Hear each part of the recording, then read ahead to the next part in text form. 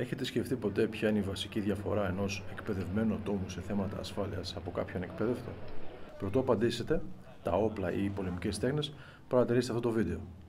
Και λέω παρατηρήστε και όχι δείτε, γιατί αυτή είναι η σημαντικότερη διαφορά μεταξύ τους, η παρατηρητικότητα. Κοιτάξτε τον νεαρό και δείτε πως το ένα του χέρι μένει κοντά στο σώμα του σε αντίθεση με το άλλο. Αυτό γίνεται ασυναίσθητα από τα άτομα τα οποία έχουν κάποιο κρυμμένο όπλο στη μία μεριά του σώματός τους.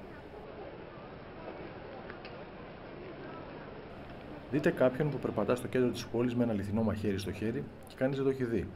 Γιατί πολύ απλά οι άνθρωποι δεν είναι εκπαιδευμένοι να παρατηρούν τα χέρια των συνανθρώπων τους, αλλά συνήθως τα πρόσωπα.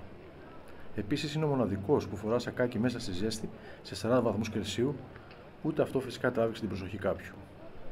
Δείτε πως ο νεαρός την ώρα που περπατά προστατεύει ακουμπώντας με το χέρι του το τσαντάκι. Ίσως να έχει κάτι πολύτιμο μέσα, ίσως ένα όπλο ή ακόμα και εκρηκτικά.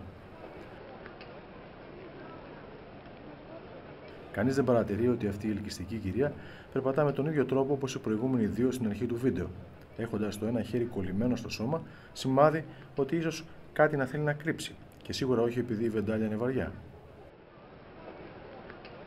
Το πρόγραμμα ABLE σχεδιάστηκε επιστημονικά μετά από συνειδητοποίηση ότι αυτό που εκλείπει σήμερα στον τομέα εκπαίδευσης ασφάλειας είναι ένα πρόγραμμα το οποίο να αναπτύσσει στον εκπαιδευόμενο την παρατηρητικότητα.